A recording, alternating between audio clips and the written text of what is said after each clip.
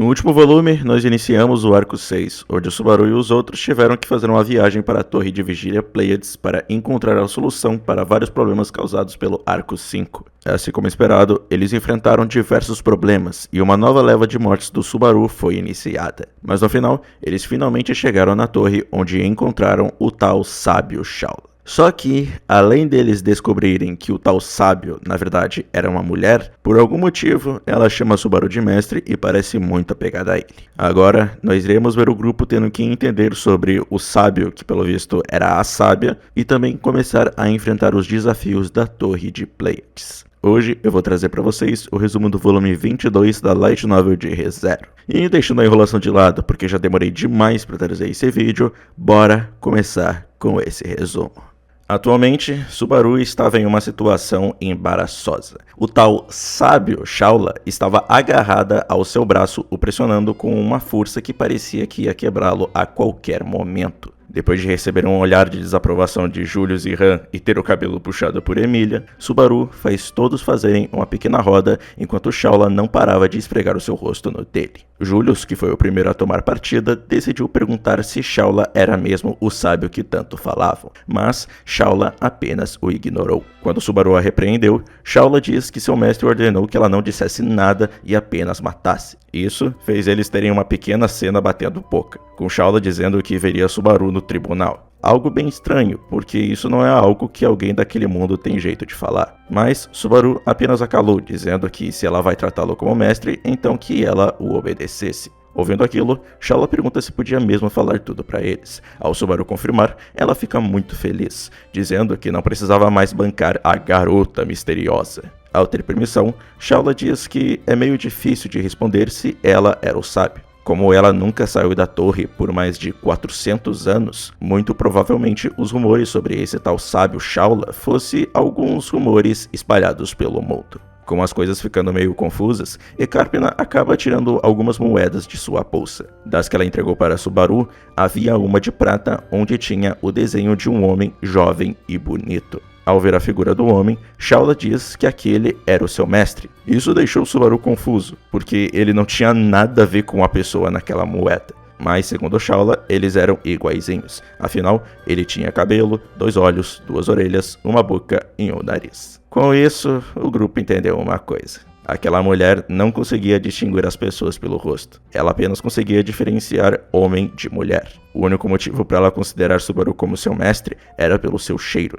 que era tão preto como o breu e muito fedorento. Muito provavelmente se referindo ao miasma da bruxa. Depois de Subaru ter seu espírito despedaçado pelo que Shaula falou do seu cheiro, Han toma partida e faz algumas perguntas para Shaula. A primeira era sobre se ela conhecia o primeiro santo da espada e o dragão divino. Shaula de primeira não sabia quem eram esses, mas quando o nome Reide e Vulcânica foram citados, ela soube na hora quem eram eles. Ela ficou surpresa quando soube que Reide morreu, já que segundo ela, ele não parecia que morria. Mas, como Reide era humano, era óbvio que uma hora ele iria morrer. Já Vulcânica também era meio óbvio sobre seu estado. Já que ele era um dragão, era óbvio que a idade não ia o levar embora tão cedo. Saber disso deixou Shaula meio tristonha. Ela preferia que Vulcânica tivesse morrido e o Reide continuasse vivo. E vocês logo vão ficar bem confusos com essa opinião dela. Tentando tirar mais algumas informações, Han cria uma desculpa de que Subaru tinha perdido sua memória batendo a cabeça na privada para fazê-la contar sobre quem era esse sábio.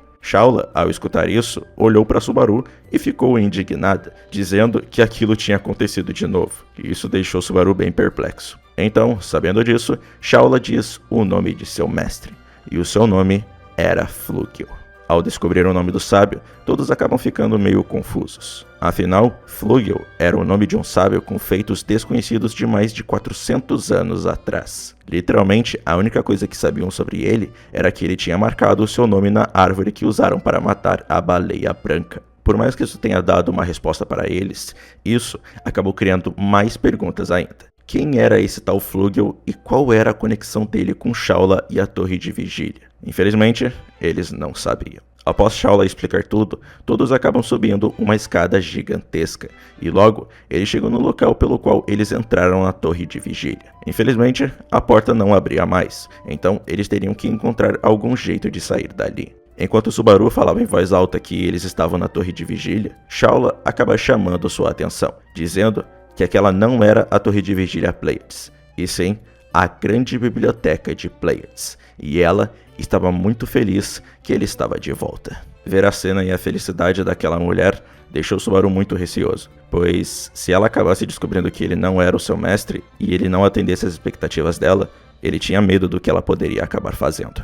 Após receber as boas-vindas, Subaru, junto de Han, foi até uma sala cheia de vinhas e plantas. Naquele lugar estava Patrasche, que estava se recuperando dos seus machucados na luta contra o Maju, e lá também estava Hem, que estava deitada em algumas folhas. Segundo Han, eles não precisariam se preocupar com as duas ficando ali. Afinal, aquele local era o local de um espírito que cuidava dos ferimentos de quem entrasse naquele local. Graças a isso, Hem estava segura e Patrasche estava tendo seus ferimentos curados. Além de que o espírito só permitia uma quantidade limitada de pessoas que poderiam entrar no local. Então, com a segurança das duas garantida, Subaru pôde ficar mais calmo e voltar para o grupo enquanto Han ficava fazendo companhia a elas. Ao se reunir com os outros, Subaru logo acaba perguntando para Shaula sobre a biblioteca das Pleiades. Shaula começa a explicar de que a biblioteca tinha 6 andares. O sexto, que era onde Subaru tinha acordado, se chamava Asterope. O quinto andar, que era a entrada da biblioteca, se chamava Seleno. E o quarto andar, que levava ao espírito, se chamava Alcione. O próximo andar, que era o terceiro, se chamava Taigueta. O segundo era Electra e o primeiro era Maia.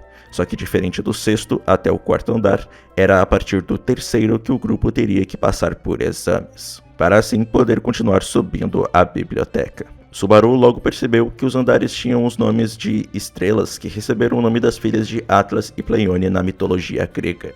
Porém, tinha algo estranho. 7 estrelas receberam o nome dessas filhas, só que a biblioteca só demonstrou ter 6 andares, e ainda estava faltando um nome.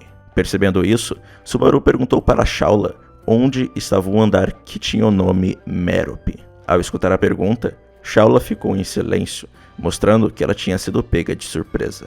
Ele então pergunta se esse andar seria o andar 0, já que ela nunca falou que o sexto era o andar mais baixo. Então, esse andar 0 poderia estar no subsolo. Só que quando ele disse isso, Shaula simplesmente se recusou em se aprofundar nesse assunto. Segundo ela, os requisitos ainda não foram cumpridos. Tudo o que importava era que ele tinha retornado. E ela dizia isso enquanto não abandonava o sorriso em seu rosto. Vendo como o clima tinha mudado, Subaru decidiu apenas deixar esse assunto de lado. Após esse momento estranho, todos começam a explicar para Subaru o que aconteceu durante os 2 dias que ele ficou desmaiado.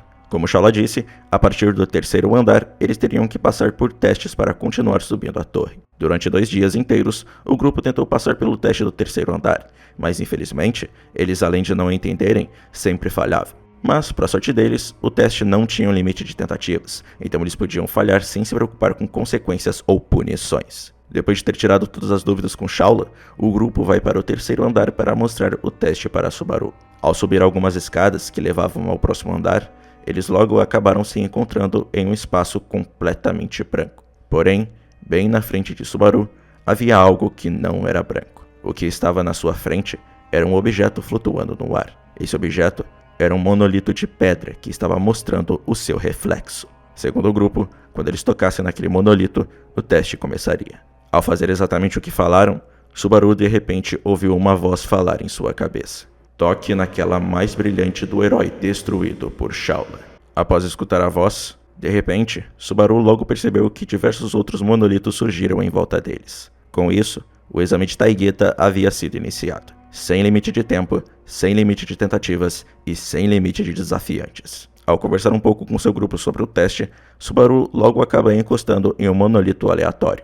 E quando ele fez isso, de repente todos os monolitos espalhados desapareceram, e o único que sobrou foi o que iniciou o teste. Com isso, era meio óbvio que para passar pelo teste, eles precisavam encostar num monolito específico. O problema era que eram tantos monolitos que mesmo que o grupo tenha simplesmente encostado em qualquer um por 2 dias inteiros, eles nunca conseguiram achar o certo. Sabendo disso, eles decidiram se focar na única coisa que eles tinham, que era o que a voz tinha falado. Aquela mais brilhante do herói destruído por Shaula. De primeira, eles começaram a fazer perguntas para Shaula, tentando fazê-la lembrar das pessoas que ela matou para descobrir se ela matou algum herói conhecido. O problema era que não importava o quanto Julius e Beatrice juntos tentassem. Shaula não se lembrava e muito menos parecia saber sobre esse tal herói que ela teoricamente matou. Com isso, era claro que ela não seria de ajuda nenhuma e muito menos era a resposta para o teste. Porém, após muitas discussões, Subaru começou a descartar várias possibilidades e começou a criar uma teoria. Havia uma chance de que o sábio Flugel tenha atribuído alguma outra história do herói a Shaula. Mas, se esse for o caso, é estranho que nem Julius nem Beatrice, que eram quem mais conheciam sobre heróis, tenham pensado nisso ainda. Foi então que ele teve uma iluminação. Logo, ele chamou Beatrice, que ao ver a expressão que ele fez, soube na hora que ele tinha encontrado a resposta. Logo, o espírito usou uma magia chamada Murak, que reduzia os efeitos da gravidade e aumentava sua agilidade. Com o feitiço ativado, Subaru deu um pulo que foi o suficiente para ele chegar a 7 metros de altura. Então, olhando para baixo, Subaru contorceu suas bochechas enquanto dizia que era exatamente o que ele pensava e que aquele lugar era muito cruel. Ao descer com seu espírito, Subaru diz que descobriu o nome do herói e de que era normal de que eles não conseguissem resolver aquele teste. Afinal, dificilmente havia pessoas que pudessem achar a resposta. Ao dizer isso, Subaru revela que o nome do herói destruído por Shaula era Orion. Acontece que no mundo de Subaru, ou melhor, no nosso mundo, existe uma estrela chamada Shaula, que significa agulha, e essa agulha era um ferrão de escorpião. E segundo a mitologia grega, o grande herói Orion, se empolgando, acabou sendo morto por um escorpião que foi enviado para matá-lo, e assim se transformando em uma estrela. Usando o monolito que inicia o teste como base, eles podiam ter uma noção do formato da estrela de Orion, e se traçassem, eles poderiam ter uma ideia de onde ficava essa tal estrela mais brilhante. O problema era que mais brilhante era uma descrição complicada, já que existiam estrelas que sempre brilhavam intensamente e existiam outras que só brilham forte de vez em quando. Indo por esse raciocínio, apenas 2 estrelas se encaixavam nessa descrição que residiam na constelação de Orion. Seus nomes eram Betelgeuse e Rigel. E antes que venham falando de um certo bispo aí morto no arco 3, preciso avisá-los de que existe uma diferença pequena entre ele e a estrela. O bispo do pecado se chama Betelgeuse, com a letra P, enquanto a estrela em questão se chama Betelgeuse, com a letra B. Agora, do porquê eles têm essa pequena diferença? Bem, isso infelizmente a gente ainda não sabe, e talvez a gente não vá descobrir tão cedo. Tendo apenas essas 2 opções, Subaru logo escolheu a estrela Rigel, que, para quem tá bem por dentro do mundo de ReZero, é o nome que Subaru dá para o seu filho com a Rem na Rota da Preguiça, uma linha do tempo alternativa em que ele foge com a Rem no arco 3. Tapei foi safado nisso aí, hein? Ao encostar no monolito que representava Rigel, a sala foi envolvida por uma luz branca brilhante, e quando a luz se dissipou, o grupo se viu em um ambiente feito de pedra, no meio de uma sala cercada por inúmeras estantes que continham inúmeros livros. Emília ficou muito feliz pela conquista do seu cavaleiro. Porém, Subaru não ficou tão feliz. A reação que ele teve é que Flugel tinha um péssimo gosto. Quando ele pensava nisso, a imagem de uma bruxa da ganância vinha na sua mente, já que os dois pareciam ter um péssimo gosto ou eram bem cruéis em seus testes. Deixando isso de lado, todos ficaram meio receosos em mexer nos livros, já que suspeitavam que apenas a pessoa que resolveu o teste poderia tocar neles. Mas Emília foi corajosa e tocou em um livro aleatório, e para a felicidade de todos, Subaru não era o único que poderia tocar neles. Com esse medo dissipado, todos começaram a vasculhar as estantes. Beatrice, que por mais de 400 anos foi uma bibliotecária, estava se sentindo muito animada para dar uma lida nos livros que tinha naquele local. Porém, quando ela pegou os primeiros livros, ela percebeu algo estranho. O título de todos os livros eram nomes de pessoas essas que ninguém ali reconhecia. Achando tudo aquilo estranho, Subaru começou a vasculhar as estantes, até encontrar um livro de um nome de alguém que ele conhecia muito bem. Pegando-o distraidamente, Subaru logo abriu o livro. Só que, quando ele fez isso, ele acabou desmaiando. Logo, ele acabou tendo uma visão. Nessa visão, ele acompanhou a vida de uma jovem. Ela tinha um corpo magro, roupa simples, pele bronzeada e cabelos verdes. Essa jovem tinha preocupações sem fim dentro do seu coração. Suas preocupações se tratavam sobre 2 conceitos, o bem e o mal. Ela sentia uma necessidade de lutar com a ordem natural que esses conceitos causavam. Tudo isso que ela tinha dentro do seu coração era culpa de seu pai, que era um executor que matava pessoas que cometiam crimes. E ele sempre mostrou suas execuções para sua filha. Por conta disso, a jovem aprendeu de que todo pecado merece uma punição. O problema era que ela não entendia que não havia uma maneira simples de julgar as coisas boas e más. E muito menos entendia que certo e errado, crime e punição eram influenciados por muitos fatores diferentes. A prova disso foi quando ela acidentalmente acabou quebrando uma taça de vinho do seu pai. Porém, para sua surpresa, seu pai apenas a perdoou e disse que ela fez certo em confessar e se desculpar pelo que fez. Graças a isso, ela entendeu uma coisa: a medida do mal não estava em ninguém menos do que no coração do próprio criminoso. Não havia um padrão para qual punição é adequada a cada crime, mas a consciência de um crime digno de punição existia dentro de si. Ficando satisfeita com essa descoberta, ela decidiu começar a seguir o modelo do seu pai, e então partiu para que pudesse aplicar punições adequadas aos pecadores. Foi assim que a bruxa do orgulho questionou pecados, aplicou punições e continuou a julgar os criminosos. Logo, Subaru recuperou sua consciência e sentiu como se ela tivesse sido puxada para fora do livro. Aquela experiência foi tão ruim que ele não estava sentindo dor no seu corpo, mas sim na sua alma. Após acalmar Emília, que ficou preocupada com ele, Subaru logo escuta a voz desesperada de Anastácia. Quando ele se virou, ele viu que Julius parecia ter passado pelo mesmo que ele. Após o cavaleiro se recompor, ele revela que o livro que ele leu era de um homem chamado Baleroy Themecliff, que quem viu o resumo do volume 3 dos X sabe a história que ele tem com esse cara. Após o cavaleiro voltar à realidade, todos juntaram os pontos e chegaram a uma conclusão. A biblioteca abrigava livros que continham a história de pessoas que morreram, e eles só podiam ler o livro de pessoas que eles conheciam diretamente. Essa descoberta fez eles entenderem mais sobre a biblioteca, mas o que acabou deixando todos com um gosto amargo na boca foi o fato de que, caso eles quisessem ir atrás de informações muito específicas, eles teriam que vasculhar uma biblioteca gigantesca e que ainda continha a vida de milhões ou até bilhões de pessoas que morreram. Depois dessa descoberta amarga, Ecarpena acabou fazendo Shaula revelar algumas regras que a torre tinha. Segundo ela, existiam 5 regras. Primeira regra, não pode sair da torre até terminar os testes. Segunda regra, é proibido quebrar as regras da torre. Terceira regra, é proibido desrespeitar a biblioteca. Quarta regra, é proibido tentar destruir a torre. Quando ela foi falar a quinta regra, Shaula voltou atrás e disse que não existia uma quinta. E também diz que caso alguma dessas regras fossem quebradas, ela perderia o controle e não poderia garantir a segurança de ninguém. E pelo jeito que ela falava, não era algo sob o controle dela.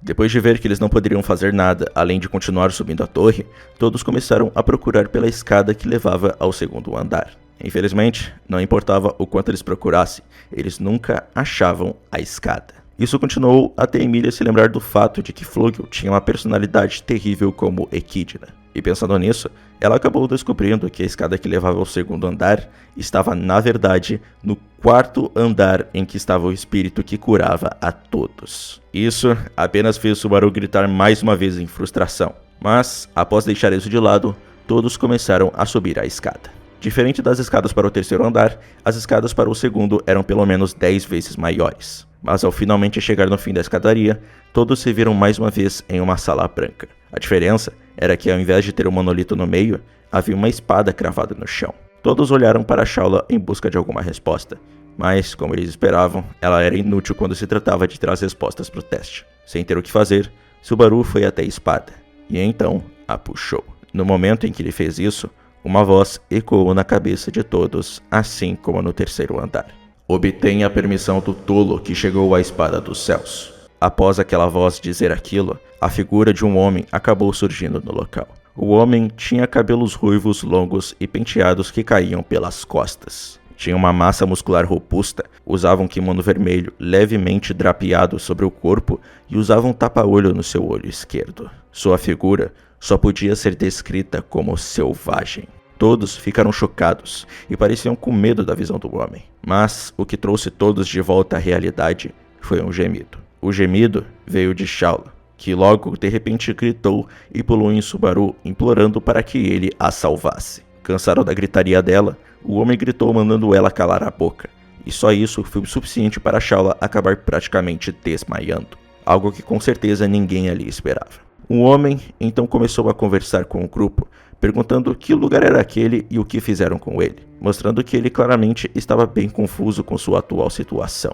Só que mesmo confuso, ele não perdeu tempo em ficar secando Shaula desmaiada e dizer para Subaru que estava tendo a mulher agarrada nele trocar de lugar com ele. De repente, ele começou a olhar ao redor e logo parecia que ele começou a entender tudo. Então, ele logo pergunta se podiam começar, e diz para eles tentarem fazer ele dar um passo sequer de onde estava. Subaru tentou protestar, dizendo que ele estava fazendo as coisas no tempo dele, mas o homem apenas ignora sua reclamação e diz que eles deveriam fazer exatamente o que ele estava falando desde o início: obter a permissão do tolo que alcançou a espada dos céus. No caso, o tolo era ele, e eles teriam que obter sua permissão para chegar ao próximo andar.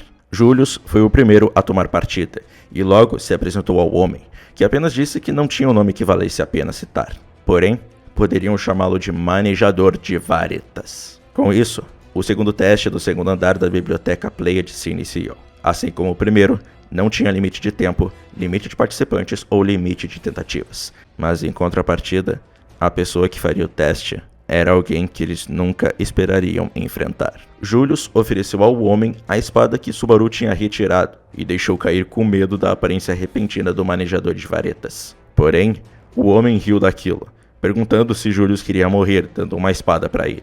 Julius tentou argumentar, dizendo que não iria lutar contra alguém desarmado. Porém, o homem disse que não estava desarmado. Vendo a arrogância deles, Julius logo partiu para cima dele, contudo sem se conter. Porém, para o seu choque, seu ataque acabou sendo bloqueado. Seu repentino choque foi causado pelo que o homem usou para bloquear o golpe.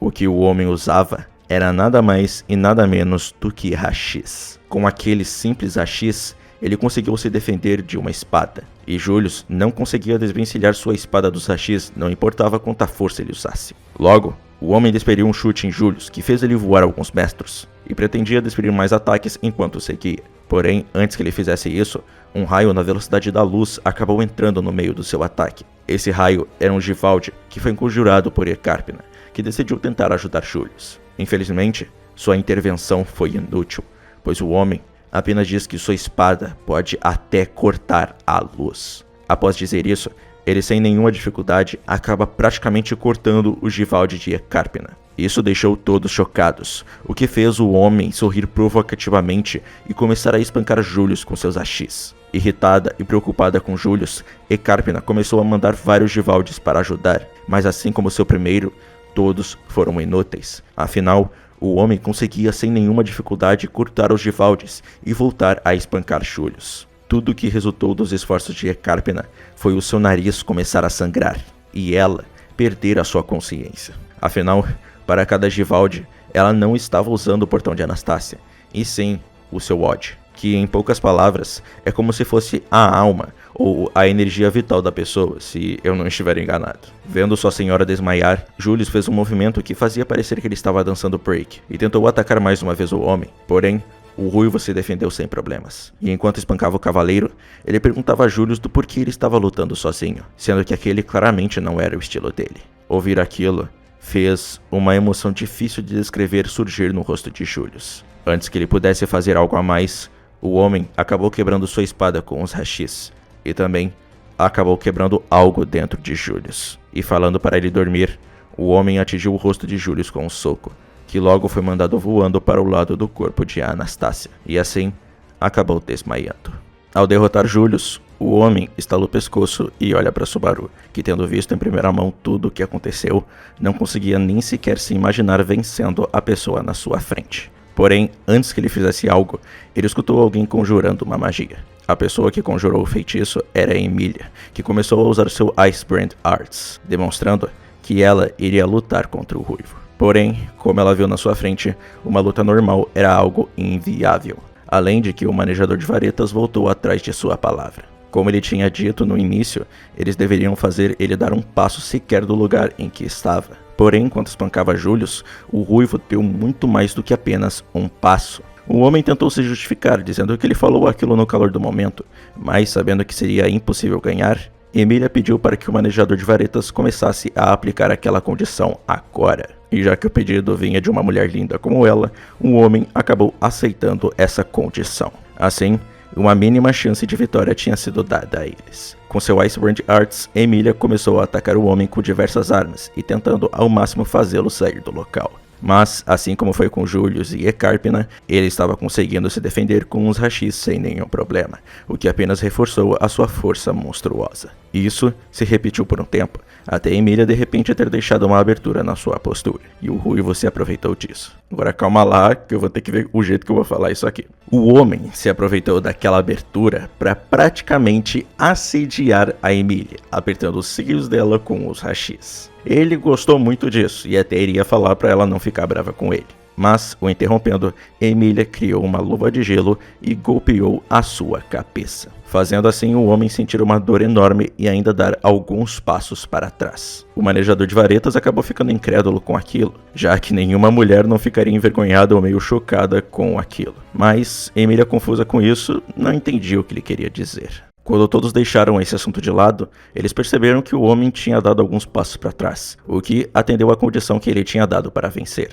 O problema era que o homem só iria permitir que Emília fosse para o próximo andar. O restante das pessoas teria que derrotá-lo em batalha e só assim poderiam subir. Subaru, Emília e Beatrice até tentaram mostrar algumas brechas que o homem tinha deixado, mas no fim ele não aceitou. E para poder descansar, ele aumentou a pressão no local, fazendo todos que ainda estavam conscientes começarem a ficar com medo dele. E vendo que não adiantava tentar argumentar, Meili, que observou tudo, sugeriu para que eles saíssem dali, o que todos aceitaram, e então começaram a descer para o quarto andar. Parece que subir para o primeiro andar seria mais difícil ainda.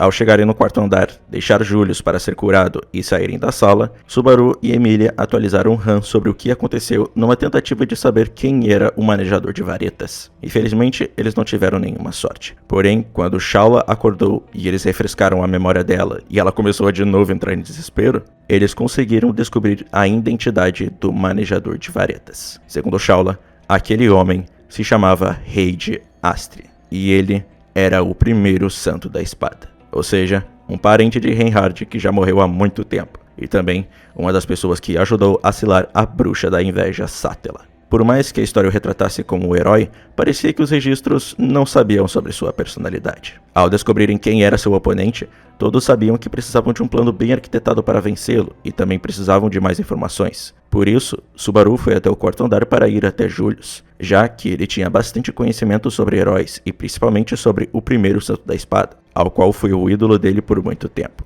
Mas, levando em conta o que aconteceu, ele com certeza teve a imagem do seu ídolo destruída. O problema foi que, ao chegar na sala, Subaru não encontrou o corpo de Julius deitado em uma cama improvisada. Imaginando o que aconteceu, Subaru foi correndo para o segundo andar. E exatamente como ele imaginava, Julius estava mais uma vez lutando contra Reid, que ao defender os ataques, não fazia nada a não ser desprezar e diminuí-lo cada vez que abria a boca. Como sua espada foi quebrada, Julius estava usando a espada que tinha iniciado o teste, mas infelizmente, isso não mudou em nada sua situação. Ele ainda estava praticamente sendo humilhado por Reid, e não importava o que ele fazia, ele não conseguia causar sequer um arranhão no primeiro santo da espada. Sua cabeça naquele momento estava uma bagunça tão grande que ele chegou a várias vezes tentar usar os seus espíritos, se esquecendo completamente que não podia mais usá-los. Cansado daquilo, Reid, falando que Julius não era nem digno de ser seu aprendiz, segurou os rachis com uma pegada pronada e abaixou a cintura. Aquela foi a primeira vez que ele assumiu uma postura adequada, e no momento seguinte, os rachis mandaram Julius voando, que acabou perdendo sua consciência. Subaru conseguiu chegar apenas no momento em que Julius foi nocauteado. Ao conversar um pouco com Reid e reforçar mais ainda que ele era um lixo humano, Subaru começou a carregar Julius para o quarto andar, que não demorou muito para acordar e se orientar sobre o que aconteceu. Após ter uma pequena conversa, Julius pede para Subaru largá-lo. Por conta do estado dele e também das escadas, Subaru se recusou. Só que de repente, Julius insistiu tanto em ser largado que ele fez um movimento que fez Subaru ser jogado na parede e ele cair na escada.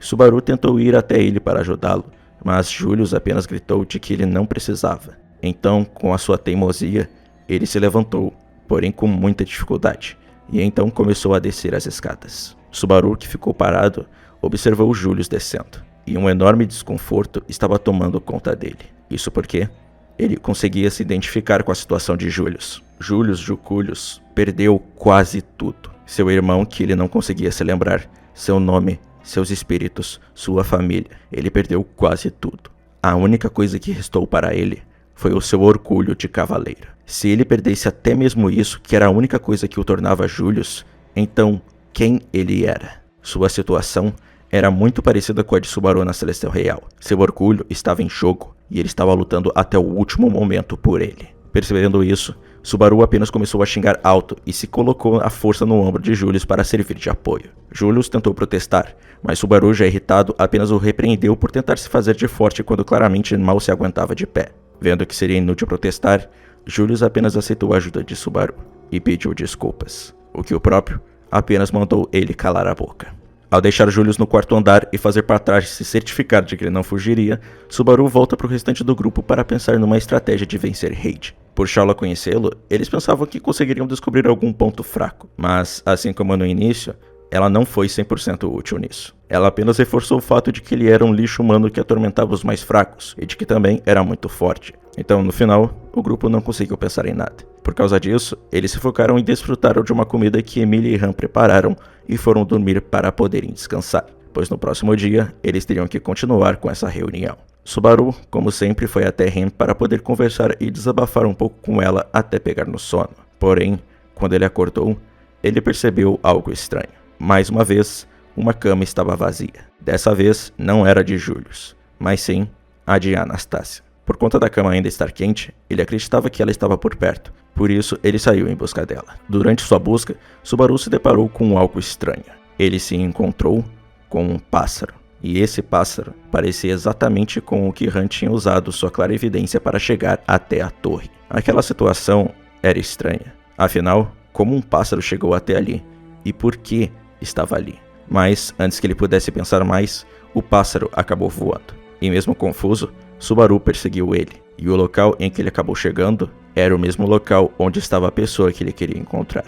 Em o que parecia ser uma sacada e rodeada por diversos pássaros iguais àquele, estava Anastasia, ou melhor, Ecarpina, que assim como Subaru, foi atraída por aquelas criaturas misteriosas, que estavam com os olhos travados nos dois, e definitivamente não pareciam naturais. Deixando aquelas criaturas misteriosas de lado, Subaru de novo começou a ficar tenso com a pessoa na sua frente. Afinal, ela era uma espécie de equidna. Ecarpina, percebendo novamente a cautela de Subaru, tentou mostrar que ela não era inimiga, mas então, ela decidiu fazer a mesma pergunta para Subaru. Por que ele estava ali? Ele também coincidentemente acordou e foi atraído para lá? Com essa pergunta em mente, ela fez outra pergunta.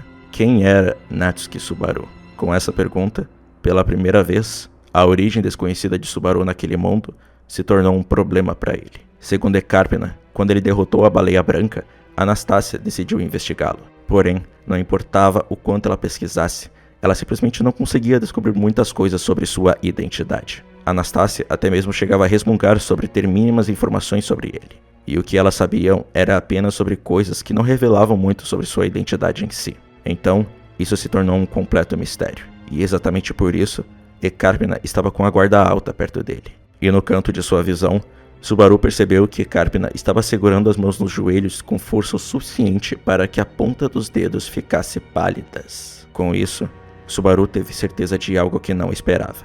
Ecarpina estava com medo dele. O clima que se instalou foi pesado, mas, no final de tudo, Ecarpina e Anastasia chegaram a uma conclusão, que Natsuki Subaru era só um cavaleiro novato e desconhecido que conquistou múltiplos feitos. E levando em conta tudo o que ele fez, elas não deveriam se preocupar com ele sendo alguém maligno. Isso deixou Subaru surpreso, mas satisfeito por elas não decidirem bisbilhotar mais sobre ele. Mas mesmo assim, Subaru não conseguia confiar completamente em Ecarpina. Deixando esse assunto de lado, Subaru acaba perguntando sobre o estado de Anastasia, e Ecarpina diz que nada mudou. Como era a primeira vez que ela pegava emprestado o corpo de Anastasia por tanto tempo, ela estava começando a ficar ansiosa para devolver de uma vez o corpo. Isso porque ela sentia que a vida da garota estava se esvaindo a cada momento. Infelizmente, conversar sobre aquele assunto só trouxe problemas.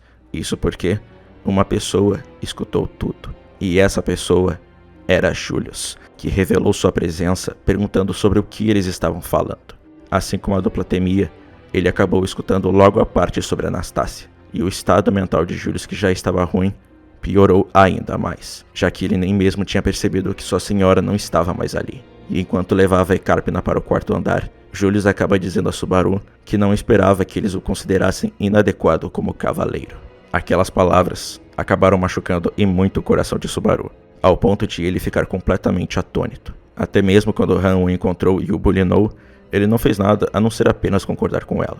E isso fez Han dar um peteleco na testa dele e falar para ele parar de ser tão patético. E por mais que fosse do jeito dela, ela acabou o consolando um pouco. Graças a isso, ele ficou um pouco melhor do que estava. Ao se separar de Han, Subaru começou a pensar um pouco sobre uma estratégia contra Reid, até que ele teve uma ideia, e pensou que poderia dar certo. Ao ter essa ideia, apenas seus passos poderiam ser ouvidos na biblioteca de Pleiades, e ele logo foi dormir. Ouvindo uma voz o chamando, Subaru abriu seus olhos, e se surpreendeu com a visão. Na sua frente, havia uma mulher de cabelos prateados e orelhas pontudas, e ela estava o chamando. Por conta da visão, ele acabou se jogando para o lado e batendo sua cabeça. Isso chamou a atenção de uma garota pequena e também do que parecia ser um lagarto negro enorme. A garota pequena começou a conversar com a garota de orelhas pontudas, enquanto o lagarto, por algum motivo, esfregou seu focinho no pescoço de Subaru. Ele não estava conseguindo acompanhar tudo aquilo, mas, após tomar um tempo para poder processar, ele expirou calmamente, abriu a boca e gritou. つまりこれはひょっとして異世界召喚ってやつ